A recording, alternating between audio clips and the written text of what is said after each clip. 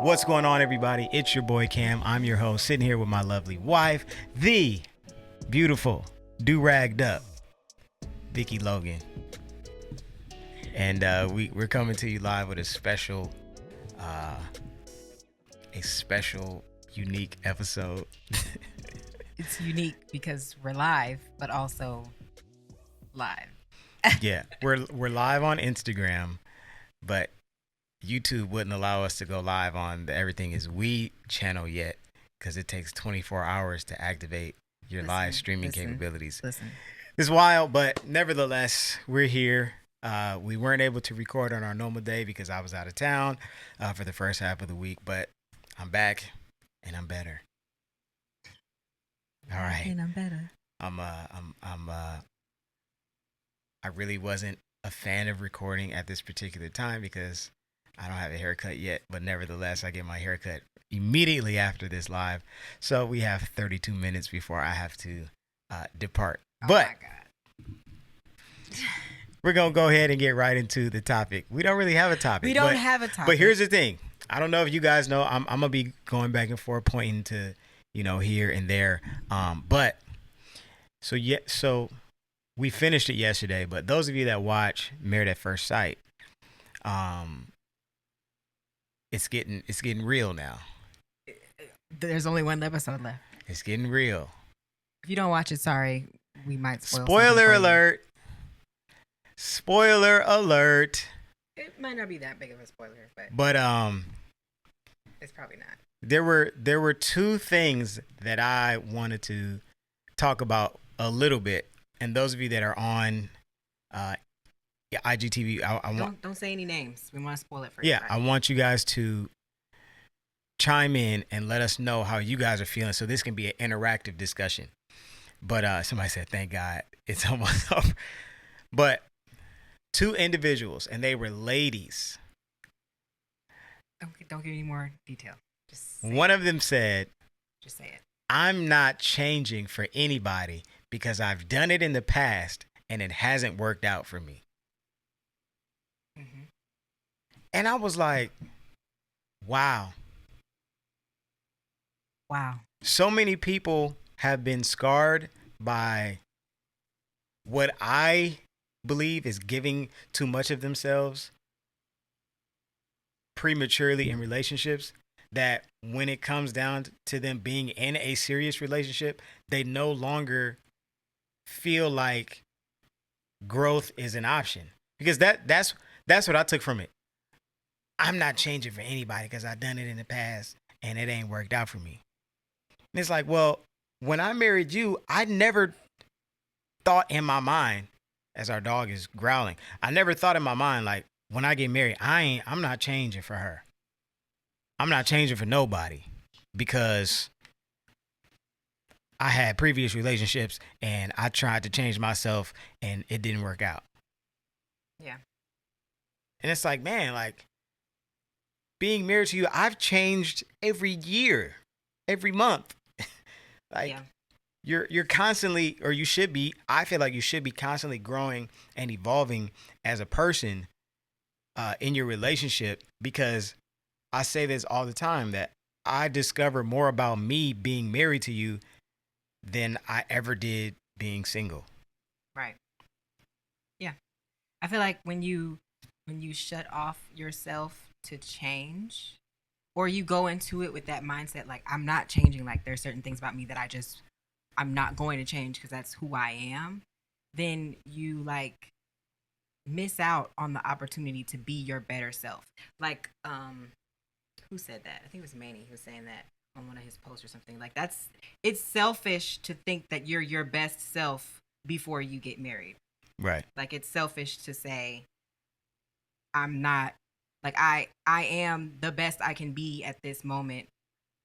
So you trying to change me is going to take away from who I am. But it's like, it's not trying to take away from who you are. It's just trying to add better qualities to you and stretch you in ways that you may not have had you stayed single. Yeah. It's not a bad thing. I'm a totally different person now than, like, me single sucked. I say that all the time. I was not a good single person. I'm glad I was only single for a little while because I wasn't a good single person. I'm much better married in a relationship. I am 10 times better. I'm a more caring, loving, and understanding person because I was a jerk when I was single. Like a whole mess. I also was very young too.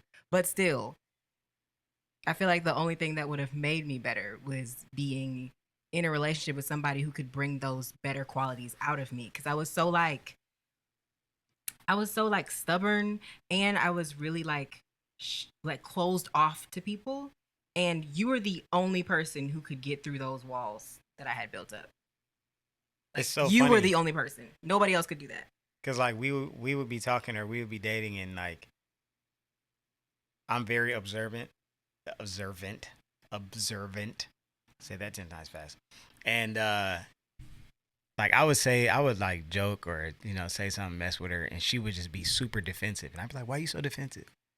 And she'd be like, "I am defensive because," and like, Well, because see, and her response would be like defensive as well. yeah, But like, it's like, hey, like, I love you. Like, I'm not, right. you know what I'm saying? I'm not. And then trying to hurt you. the thing is, like at the core of who I am, I'm still the same person. It's not that I changed completely, like I switched up, like switched up exactly, like my whole personality changed. That's not true at all. He just brought out the better qualities of my personality and helped me to work on the things that weren't so great about me because we all have things that we do that are not healthy. And you showed me those unhealthy things. It's not like you told me you need to do this and you need to do this. It was just like the way I interacted with you, you showed me who I. It's like you're my mirror. That's what this individual. You said don't say no names, or you were talking about on the show. I said on the show, don't talk about. Oh, okay, yeah. I was talking about the show. You can talk So about yeah, so walking with Lisa said something. I think she said it earlier. A lot of people don't know. Where is it? Many believe marriage is about how the other person can make you happy. Oh, maybe I missed it. It went by so fast. But somebody okay, no. Jasmine Simone said, literally, my husband is my mirror. Mm-hmm. He's helped me to see the good and the areas of improvement. I like the way you put that too, because it's not like everything about us. Yeah, yeah, no. Yeah, it's not, I'm not pointing out all your blemishes and your spots. Like, oh, you got some on your blouse. Oh, you got some. Like, no, you look pretty. You look good. Like, I love this. Like, man, you should do more of that. I love when you write. I love when you express your feelings. You should showcase more of that. Kim really does love when I express my feelings. It's so weird. Can I be transparent? Y'all know the last 2 weeks. Well, for those of you who don't know, my grandfather passed a week and a half ago. Has it been 2 weeks? No, it's been 2 weeks. He passed 2 weeks ago. So we went to Dallas, and that's why we were gone. We were in Dallas for like a whole week. We were in Puerto Rico, and then we were in Dallas. It was just a lot going on. A whole lot. We were Dallas. It was Dallas, Puerto Rico, flights. Dallas. 6 flights. And then I was gone this week. Yeah, so it was a lot going on. Just now getting back to the swing of things and being home and stuff, and I'm so happy. But the crazy thing is, like, this whole last couple weeks, I've been so vulnerable and so emotional, which I'm usually never like that. Like, I'm an emotional person, but I'm never like crying. You know what I mean? Like Cam doesn't see me cry. Nobody sees me cry. Okay, that doesn't happen. But I was really emotional and like really like sharing my feelings a lot and trying to be more present in my feelings and stuff because I've been trying to like be more vulnerable as a person because I tend to hold my feelings in. And he just like, wow, like he just loves that. For some reason, like, well, everything, I always say this, everything we go through makes us stronger. Mm-hmm. But like, it just, anytime something bad happens or something like really overwhelming or whatever, may not be the best situation, but it always brings out the best in you, which encourages me to be more open and vulnerable with you. And then like, I just really like you. And then like, we have really good sex. And then like, it just be like, wow, look at him. Like, look at him. He just looks so good. Wow.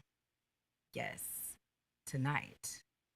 That's how I be feeling. And then remember when we talked about emotional vulnerability? Emotional vulnerability? These are the things that we edit out, guys, by the way. Me saying things messed up. it's like when we talked about that emotional vulnerability in our sex episode, I think it was, um, like those things enhance our relationship, but also, it keeps us physically connected, and it helps us to grow together as a couple, build together as a couple. So me in that I am changing still, because normally I wouldn't do that. Normally I wouldn't show you that side of me. You know what I'm saying? Like normally, like if I felt like I was gonna cry, I would leave the room, go somewhere else. I'd get in the car and drive off and go somewhere. Like I don't want him to see me cry.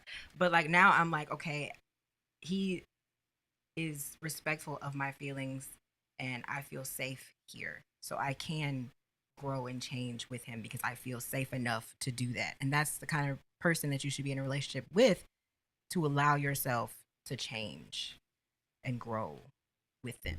It's this is about to be mad corny. I'm letting y'all know right now. But it's like the song that the songwriter It's the says, safety for remember me. those walls I built. Baby, they're Baby, tumbling down. they're tumbling down. Didn't even put up a fight. They didn't even make They didn't even make a a sound. sound.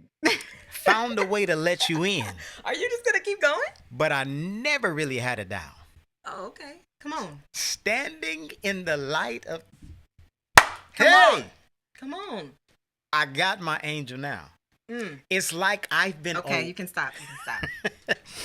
You can stop. No, but literally, it's like there are walls that we build up, or there are things that we have built up because of our upbringing, or all the things that have kind of molded it and shaped us in the past. Right. And as soon as you find your safe zone, your safety net, Right. your safe house, your safe haven, Mm-hmm. it's like, man, I feel like free enough in to- the house, in our house, you wear your robe, you sometimes your edges are crusty. Sometimes I wake up, I got eye boogers, like I'm ugly right now. I Crusty edges. typically don't go out looking ugly and stuff like that. You know what I'm saying? Like there are things that we do in the house because we're comfortable, Because we're free, yeah. because we're free. We feel safe. We feel Like I can walk around naked in my this is my house. this is my right. Yeah. But you wouldn't do that outside of the comfort of your home. Mm-hmm. And it's like when you're building in your relationship, and you're building and growing with your spouse or your significant other, you are finding your safety net with that individual.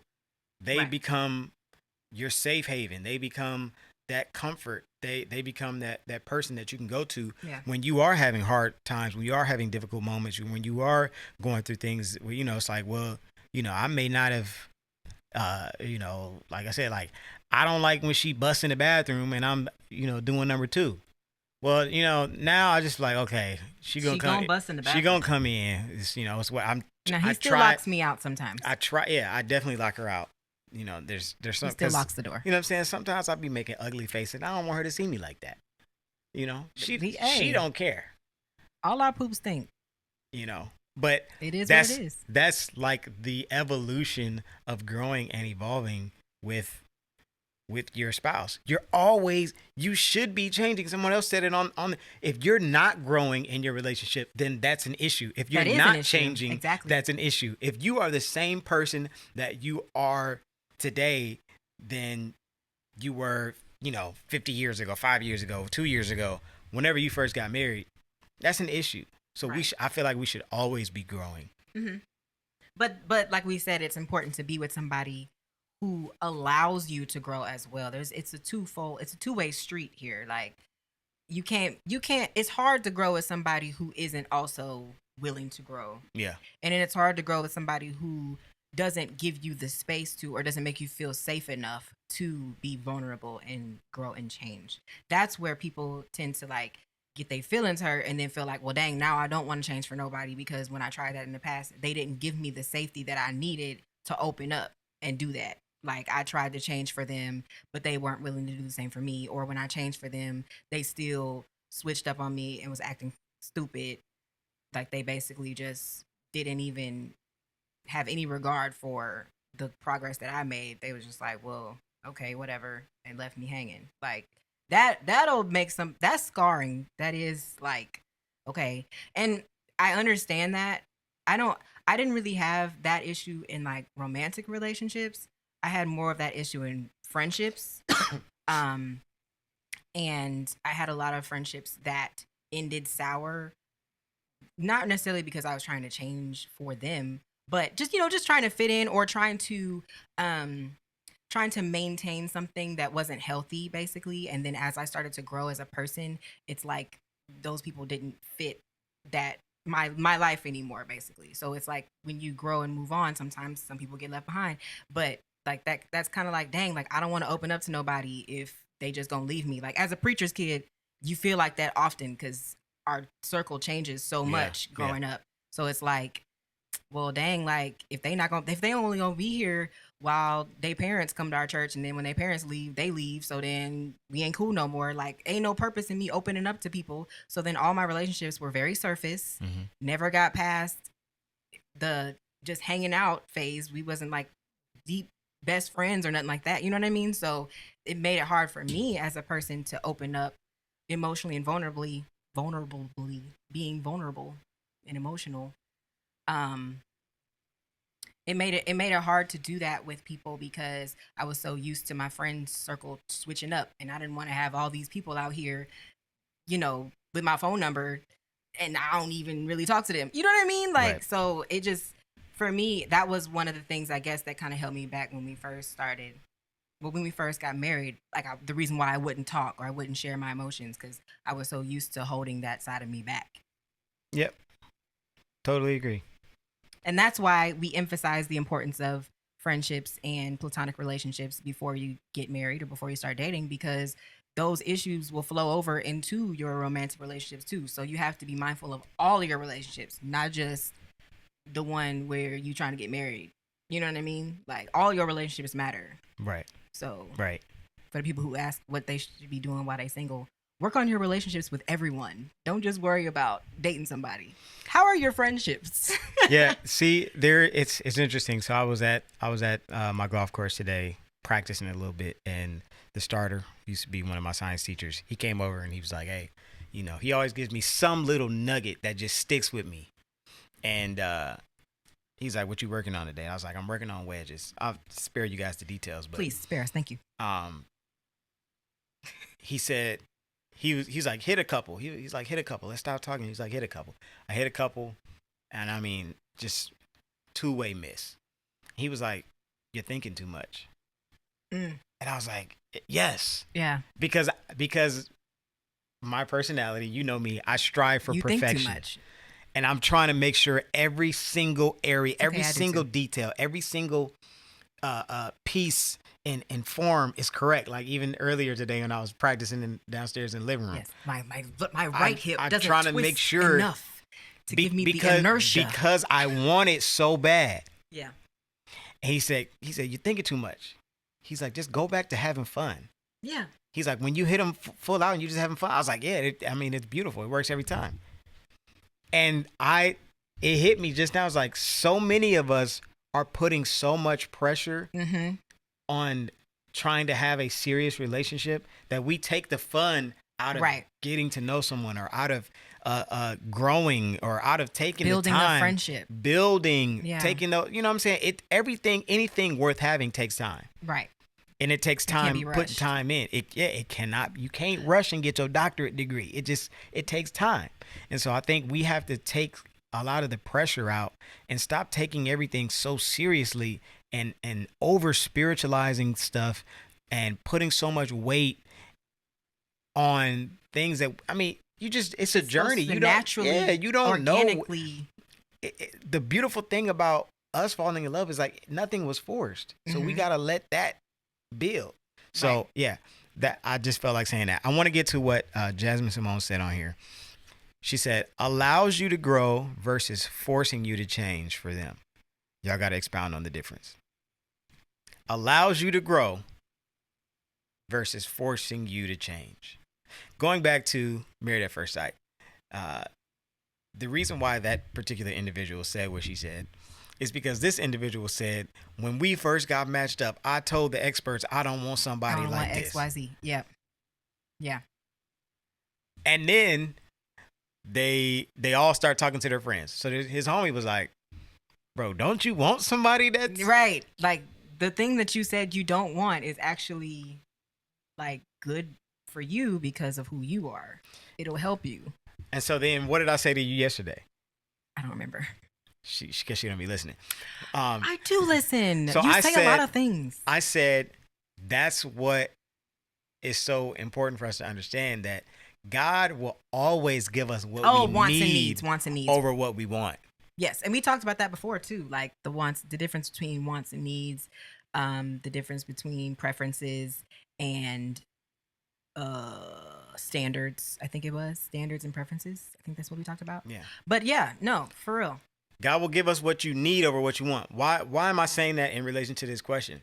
Because so many of us think we want stuff and we place it in the need section when it's not what we need. Right. And so the reason why you may come in contact with people that are trying to force you to change is because they think what they want is what they need. Yes, and they're trying to get that out of you. And it's like, well, no, we're not going to grow if you're going to force me to do something that's not going to happen naturally. Right. Like if you put pressure on me to, whatever, not be direct. Well, like, allow me to grow into repackaging how I am direct or how I communicate my directness to you. It's not going to change who I am, but I can change how I approach the situation. And so people like this individual, he needs somebody to be direct with him. Yes. But he's so emotionally weak that she's going to have to learn, if they stay together or not, she's going to have to learn how to repackage and deliver the truth of what she needs to say and still deliver it with grace and truth. That's what Jesus always did. Grace and truth. But Cam said something to me. Cam said something to me once that was so funny to me, but it was so true. And I was low-key offended, but low-key not, because it made so much sense. He said that I had Popeye's delivery and he wanted Chick-fil-A. Oh yeah, Chick-fil-A. He's like, that was one of the coldest things I ever said to you. Yes, he was like, okay, like they both have a chicken sandwich, right? Come on, minister that thing. But I want Chick-fil-A delivery, not Popeyes. You give me too much Popeyes. Girl, you blessing me all over again. Chick-fil-A. You blessing me all. I forgot. Listen, I need to write a book. Your sandwich is good, but I'd rather go to Chick-fil-A because they're going to give me the joy of the Lord when I go through the drive-through. They're gonna say, "Hey, Father, it's a great day at Chick-fil-A," and they're gonna hear your voice clear. And they're gonna, make sure they have the extra sauce, and they're gonna make sure your food is hot. Yeah. They're gonna make sure that they, tender love and care. Yes. You go through the Popeyes drive-through line. Oh, y'all got the chicken sandwich? We ain't got no more. Yes. Okay. Or you go to McDonald's. Before you even ask, our machine broke. Our machine is broke. Jeez. And that is like so me prior to, well, no, it's still me sometimes. It depends on what day I'm having. But that is so me, that I'm very, very spicy Popeyes. Very. And I'm like, okay, I need to give Cam a little bit more Chick-fil-A. Funny. I need to be a little bit more sensitive. And not that he's like he's super sensitive and he needs me to be really like gentle with him, but just the way I deliver things sometimes is a little too harsh, and I can take it, but he can't. So I have to be aware. Okay, I don't need to change who I am. I just need to soften up a little bit because it'll be less offensive and it'll get a better response out of him if I treat him the way that he needs to be treated in order to respond better. Grace and truth. Grace. Come on, type this in the chat right now. Grace and truth. Grace, and lace your words with grace and truth. I promise you to change your life. Some of us have jacked up relationships with people because of how we talk. Your mouth. Not your mouth. Your mouth. Your mouth gets you in trouble. Mm-hmm. There is a great illustration. I'm going to try to find it and insert it in the video. there's an illustration of a crocodile or an alligator, I'm not sure which one, going up a ladder, and it was like, it's something about how you can't go up the ladder because of your mouth, and basically his mouth was stuck in between the, you know how a ladder has steps, it was stuck in between the steps because his mouth was too big. And it was like, you can't I guess, I don't know, insert whatever word about going up, ascension, elevation, progression, anything like that. You can't go up the ladder because your mouth too big and it's stopping you. It's your mouth. You think it's everybody else, but it's you. Baby, it's you.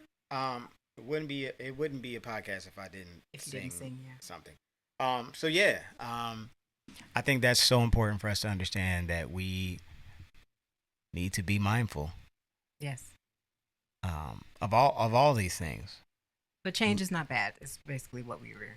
The change is literally inevitable. It is. You can't not change. Sometimes you change for the better. Sometimes you change for the worse. Hopefully, you change for the better. If you're in a seasons change, whether we want them to or not. Mm-hmm. It's inevitable. Some of y'all live in cities in areas where you may get 2 seasons. You may have 1 season, but up here we get all 4 of them. Okay, and it's a beautiful thing. It like is. Now, what we're in springtime. I think all the seasons are beautiful. A lot of people don't like. They're winter, necessary. I like the winter. I don't like winter. I like the winter. But winter is necessary in order for us to truly appreciate spring. You don't appreciate spring if you don't have a brutal winter. We need the winter. We do. Oh! It teaches you things. I felt that thing. And so many people are trying to avoid the winter that they'll move. They'll leave somewhere that they're supposed to be. You in that thing now. Come on, you're in the They'll vein. leave somewhere they're supposed to be, somewhere that God called them to be, because they want to be comfortable. They want to be in 1 season instead of 4. So they'd rather live somewhere where they are stuck in a season, and they'll stay stagnant in that season because they weren't willing to grow in the season that made them uncomfortable. And they moved to a place, like you said, they moved to a place where it feels like it's only business. 1 season. It feels like it. It feels like it. But you still going through. You just don't feel it. Mm-hmm. Come on now. My. Come on. That's good to me. Listen. Time may change me, but I can't change time. Man, there's so many gems. There's so many gems that we can discuss and we can talk about. Oh, but we can't because you got to get a haircut. And I will rejoice and be glad I'm a little salty. In that. I'm not salty because you're gonna look good when you get back. I'm just gonna be mad the whole time you're gone. But when you get back, I'll feel better. You got to give me something for that. Sorry. I thought he was gonna hit me up like, yeah, okay, come at 3. I didn't know he was gonna say it so late. You can make up for it. I didn't know he was gonna say it so late. You can make up for it. So that's all right.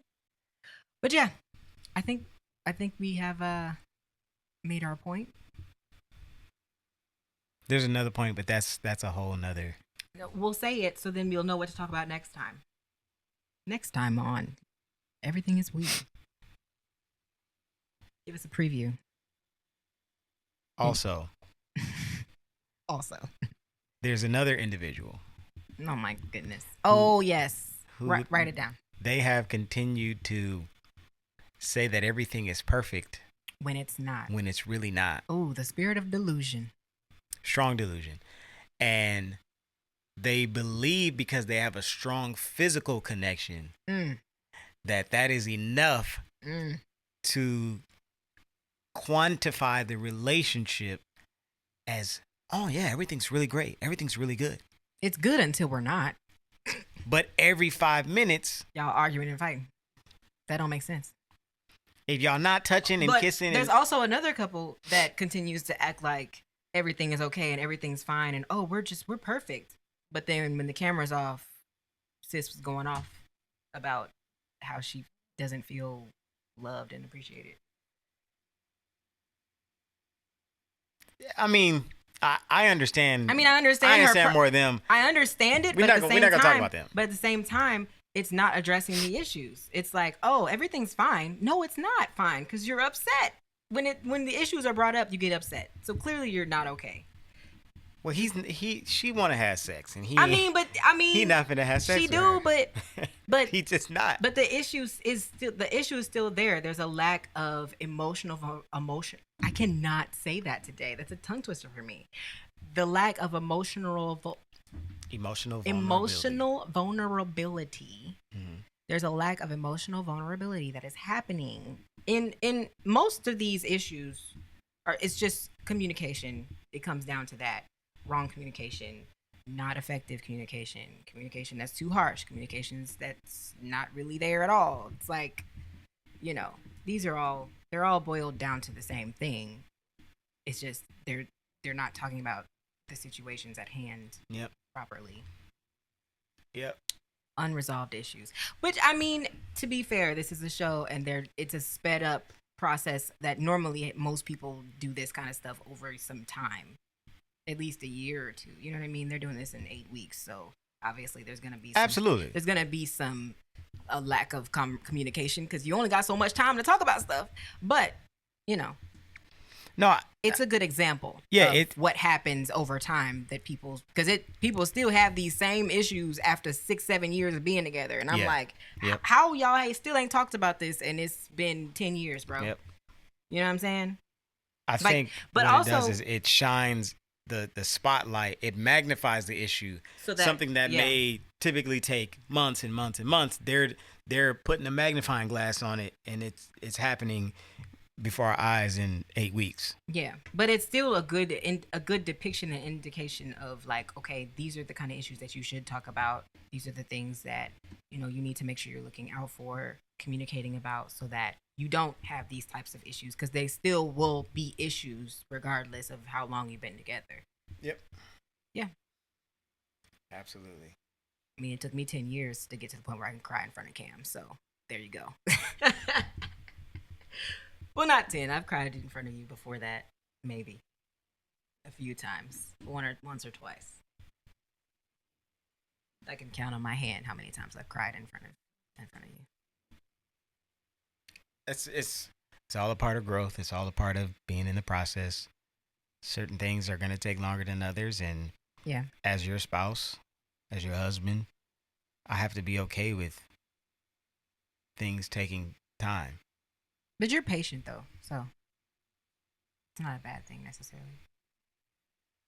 You've been patient. I have patience in certain areas, and then it's not like you want me to cry in front of you. Like, who wants somebody to cry? You need to be crying in front of me.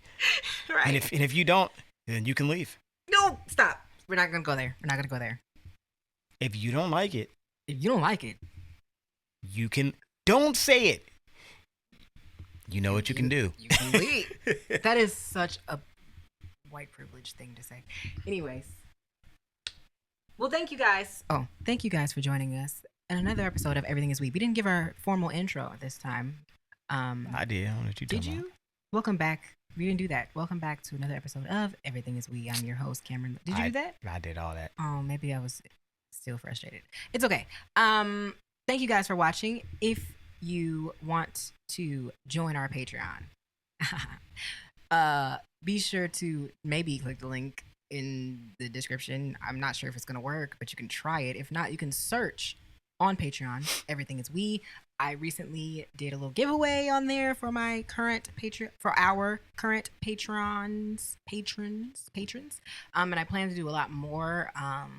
So you guys definitely, not just to get the perks, but if you want to support, we got stuff for you. So basically, yes, you guys should join. So that we can do more live stuff like this. It'll look a lot better on the actual Patreon thing. So we wanted to have that available for you guys. So yeah, that. And then what else? Like, comment, share if you're on YouTube. Subscribe on podcast platforms. Be sure to follow us on Everything Is We page. What else? That's evangelize, tell your family, your friends, your aunties, your cousins, your uncles, your nieces, and your nephews. Tell somebody about Jesus. And that's it. Do you have anything else? Is all minds clear?